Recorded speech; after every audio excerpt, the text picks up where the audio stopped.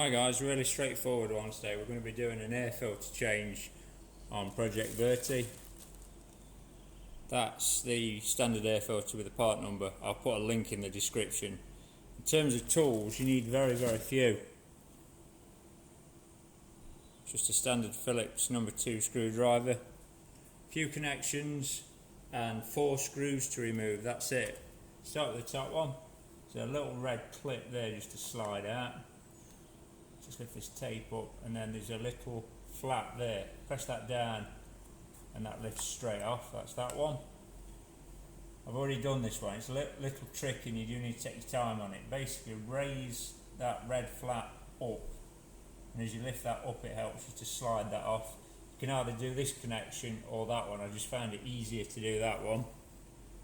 Take your screwdriver. There's 4 screws around the outside. You don't need to take them all the way out, just enough so you can lift the lid. Just watch everything as you're lifting it up. You don't want to snap or catch anything. Just gives you enough access to get the original air filter out.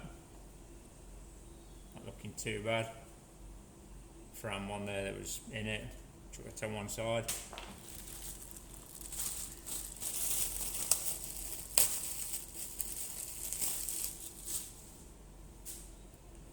Obviously just check which way it's going in as you're putting it in. The red seal needs to be at the top, it should drop straight in. Nice and snug. Just lower that into place, make sure you've not trapped anything on the way down. Yeah, happy with that. Cover back on.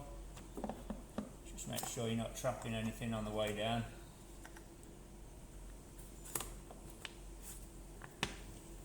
Take your number 2 screwdriver, Phillips number 2, and then just slightly nip each one down. Just work diagonally so you make sure you get nice even pressure on the way down. This side next. So I'm not tightening it fully, just nipping it down just so I can get it seated. Then go back around again.